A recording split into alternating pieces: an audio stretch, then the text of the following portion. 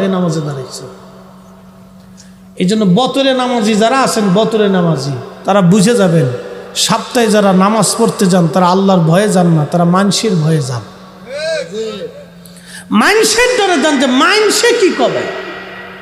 আর একটা আছে বিয়াই নামাজ। বলে হুজুর বিয়াই নামাজ কি? বিয়াই নামাজ হলো বিয়াই নতুন গেছে বিয়াইয়ের বাড়িতে বেড়াইতে, বিয়াই এখন চিন্তা করতেছে বিয়াই আসার আজান দিছে মসজিদে যাই। বিয়াই চিন্তা করলো যদি মসজিদে না যাই, নামাজ পড়তে না যায় তো বিয়াই কি কবে, বিয়াই কি বলবে। এই নামাজ হলো বিয়াই নামাজ। কি নামাজ? বিয়াই নামাজ। আল্লাহ বলছেন ফাওয়াইলুল লিল মুসাল্লিন আল্লাযীনা হুম আন সালাতিহিম সাহুন।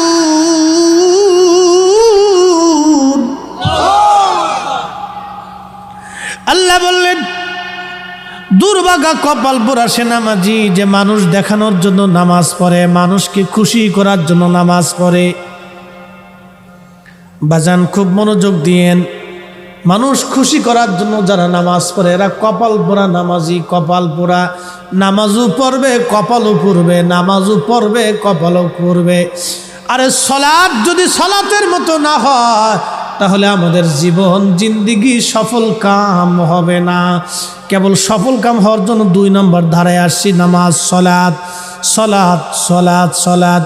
কোনো মুসলমানের যদি নামাজ না থাকে তাহলে সে সফল কাম হতে পারবে না, আল্লাহর দরবারে তার সফলতা আসবে না। ব্যবসায় সফলতা চান, জীবনে সফলতা চান, চাকরিতে সফলতা চান, বিয়ে শাদীতে সফলতা চান, জীবন চলার পথে যদি সফলতা আপনাকে অর্জন করতেই হয় তাহলে আপনাকে নামাজ সুন্দর করা লাগবে। সলাৎ সলাৎ শুধু নিজে পড়লে হবে না, নিজের বিবিকে পড়াইতে হবে, নিজের সন্তানকে নামাজ শিখাইতে হবে। নামাজ নামাজ নামাজ। হ্যাঁ নবীর উম্মত, এটার নাম বিয়াই নামাজ। এই নামাজে শিরিক ঢুকছে। আর একটা নামাজ আছে সমাজের নামাজ।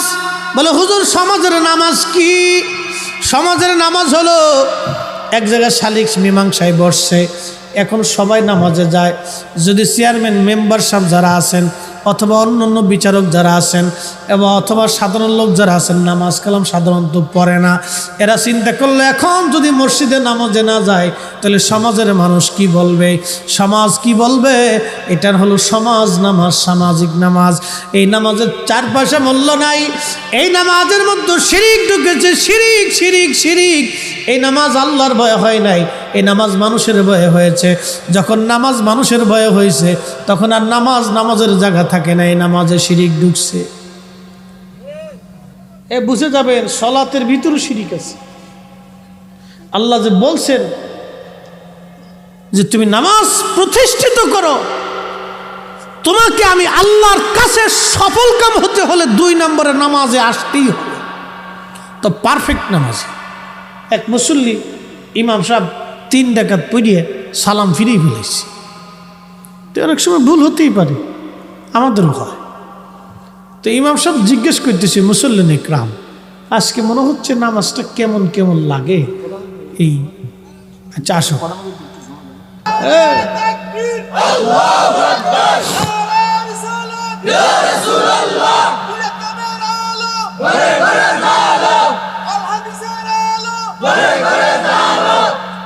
এই আমার দিকে তাকান। আমার দেশে একদল সিটার আছে, সিটারের ওয়াজ যেহেতু করতেছি তো সিটারের ওয়াজ করে যাই। বুকে হাত বেঁধে নামাজ পড়ে, দেখেন এরা ওয়াজ করে। নবী আমাদের মতো মানুষ ছিল বিদায় নবীর জীবনে ভুল হইতো। নবী আমাদের মতো মানুষ, কিয়ামতের মাঠে নবী নিজের চিন্তায় পাপের চিন্তায় পেরেশান হয়ে যাবে। এই কথা যারা বলে এরে খাওয়ানোর চাইতে দেশের কুত্তা খাওয়াইলে সওয়াব বেশি হবে। তাহলে কোরআন মিথ্যা হবে বলেন আপনি? বলুন, কারো যদি কলিজায় সাহস থাকে তো আসবে। আমরা তো সারা দেশে আসি, আমরা তো পলায় বেলা বেড়াইতেছি না, জোরে জঙ্গলে থাকি না, রাজধানীতেই থাকি। কারো কলিজার মধ্যে যদি সাহস থাকে তো আইব ইনশাল্লাহ। যদি বাপের জন্ম হয়ে থাকে, একবারে সহজ কথা, যদি বাপে জন্ম দিয়ে থাকে, মনোযোগ দিয়ে, তাহলে আল্লাহর কোরআন শরীফ মিথ্যা হবে। আচ্ছা আপনারা বলেন তো, আকাশ ভেঙে যাবে, পৃথিবী পুড়ে যাবে, সাগর শুকাবে, কোরআন মিথ্যা হবে? মেহেশরের মাঠ আপনি চিন্তা করেন তো, হায় আফসোস উম্মতের জন্য, কঠিন মাঠ। আল্লাহ সৃষ্টির প্রারম্ভ থেকে কিয়ামত পর্যন্ত যত সৃষ্টি, মালিক ইয়াউমিদ্দিন, বিচার দিনের মালিক, তার জন্য আমার রাসূলের জন্য মাকামে মাহমুদ বরাদ্দ করেছে। হুজুর, মেহেশরে আপনার হাতের মধ্যে থাকবে আজকে হামদের পতাকা, সুপারিশের পতাকা। না আপনি নবীর আগে কেউ সুপারিশ করবে, না আপনি নবীর আগে কেউ জান্নাতে যাবে, না আপনি নবীর আগে কেউ ফুলসিরাত পার হবে, না আপনি নবীর আগে আমি আল্লাহর সাথে কেউ কথা বলতে পারবে। একসাথে বলা যাবে না সুবহানাল্লাহ? আপনি কোন দলে থাকেন, কার সাথে মিশেন, কেরামান কাতেবিন এটাও লিখে রাখে। ভাবতেছেন জান্নাতে চলে যাবেন হাসতে হাসতে, নাকি বাপ দাদের কালির পুদ্দারি সম্পত্তি পাইছেন? রসুলের কদম ছাড়া উম্মত, একটা উম্মত আল্লাহর জান্নাতে যাবে না। যদি প্রমাণ করতে পারেন তাহলে আমার যা আছে সব লিখে দিন। নবীর কদম ছাড়া উম্মত জান্নাতে যাবে না। উম্মতকে জান্নাতে যেতে হলে নবী লাগবেই। এক কথা বলেন না কেন? লাগবেই। এই কোরআন তার বাস্তব প্রমাণ। উম্মতকে জান্নাতে যেতে হলে নবী লাগবেই, নবী লাগবেই। ওই মেহেশরে তাকে নবী লাগবেই। নবীর হাবিবুল্লাহর হাবিবের হামদের পতাকা, সুপারিশের পতাকা ছাড়া কোনো উম্মত জান্নাতে যেতে পারবে না। নবী তাকে লাগবেই। এই জন্য আমরা সুন্নি যারা আছি, রসুল করিমের আল্লাহর হাবিব সাল্লাল্লাহু আলাইহি ওয়াসাল্লামের শান ইজ্জত আজমতে ত্রুটি করলে আমরা তার কলার চাপ দিয়ে ধরি। কথা বলেন ঠিক কিনা? এখানে আমরা কাউকে সারি না, বরদাস্ত করি না। ও সাতা মক্কার ইমাম, মদিনার ইমাম, বাইতুল আকসার ইমাম, ও দেওবন্দের মুহতামিম সাহেব, ও বেরেলির মুহতামিম সাহেব, আজহারের চ্যান্সেলর, মদিনা ভার্সিটির চ্যান্সেলর, ঢাকা ইউনিভার্সিটির চ্যান্সেলর, লক্ষ্মীপুরের ইমাম সাহেব, ও ফরিদি সাহেব, কোনো খেতা লেতা লেতা সেতা পেতা এগুলি দেখার টাইম আমাদের? আল্লাহ রসুলের ইজ্জতের চাদর ধরে টান দিলে আমরা কাউকেই মানি না। যদি পীরের যদি আমরা পীরেও যদি রসুলের ইজ্জতের চাদর ধরে টানে তো পীরও তালাক দিয়ে দেব। আমরা সুন্নির এরকম পীরও তালাক মেরে দেব, একবারে বাইন তালাক মেরে দেব, যাও পীরও তালাক হয়ে যাবে। আল্লাযীনা ইউমিনুনা বিল গায়ব, আপনাকে মেহেশরের উপর ঈমান আনতেই হবে। তো পরিপূর্ণ কি নামতে হবে, এক টানবেন আর এক টানবেন না। আপনি মুসলমানের বাচ্চা হয়ে মুসলমানের ঘরে জন্ম নিয়ে বলবেন না মেহেশর তো হবে কঠিন বিপদ ওই দিন, আর আইসে ওয়াজ করবেন যে রসুল নিজের চিন্তায় পেরেশান থাকবে না। এটার উপর মেহেশরের উপর ঈমান হয়েছে নাকি? আল্লাযীনা ইউমিনুনা বিল গায়ব, আপনার পরিপূর্ণ ঈমান আসে নাই। পরিপূর্ণ ঈমান আনতে হলে আল্লাহর উপরে যেইভাবে আনবেন রসুল করিমের উপর সেইভাবে আপনাকে ঈমান আনতে হবে। কথা বলেন ঠিক কিনা? কালেমার পরে তাওহীদের উপরে যেভাবে ঈমান আনবেন রিসালাতের উপর সেভাবে ঈমান আনতে হবে।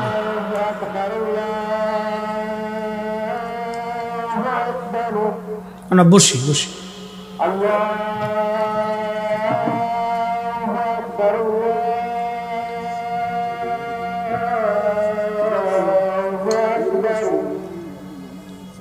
আচ্ছা। আশহাদু আল্লা ইলাহা ইল্লাল্লাহ,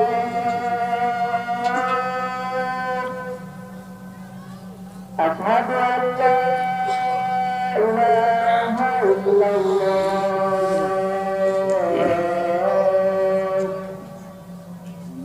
আশহাদু আন্না মুহাম্মাদার রাসূলুল্লাহ,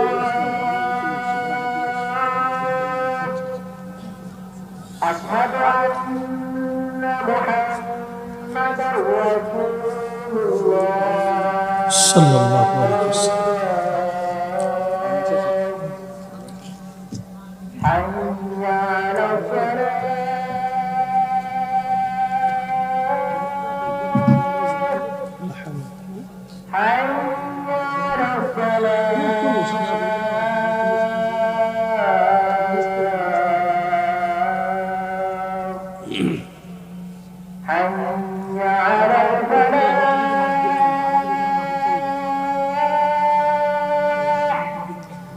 হাওলা ওয়ালা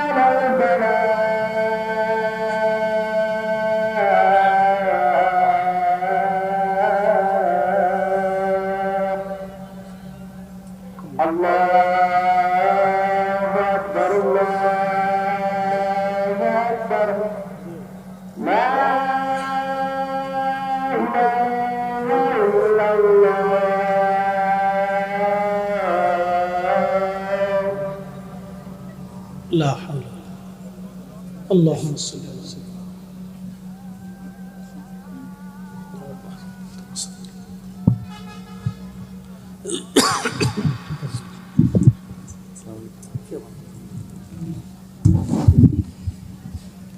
আমাদের সম্মানিত সভাপতি জনাব মোহাম্মদ গোলাম মোস্তফা সাহেব অ্যাডভোকেট জজকোর্ট কুমিল্লা, তিনি বিশেষ কাজের কারণে চলে যাচ্ছেন, দোয়া চাইছেন সবার কাছে ইনশাআল্লাহ। আলহামদুলিল্লাহ, আমরা বসি, এখানে আলোচনা আরও হবে, নামাজও এখানে হবে ইনশাআল্লাহ। আল্লাহ কবুল করুক, বলে না আমিন। একটু জবান খুলে দরুদ শরীফ পড়ি। আল্লাহুম্মা সাল্লি আলা সাইয়্যিদিনা মাওলানা মুহাম্মাদ ওয়া আলা আলি সাইয়্যিদিনা।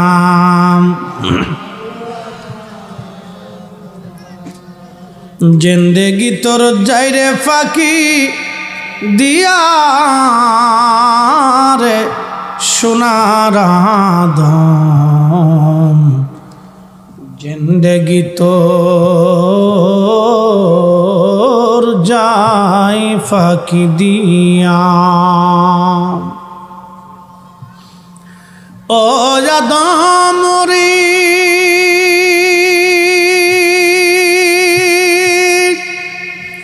পাগ ধরিয়া গেছে দাড়ি, দন্তবাসে গোটা চারি, সমন জারি গিয়াছে করিয়ারে সোনার আদম, জিন্দেগি তোর যাই ফাঁকি দিয়া।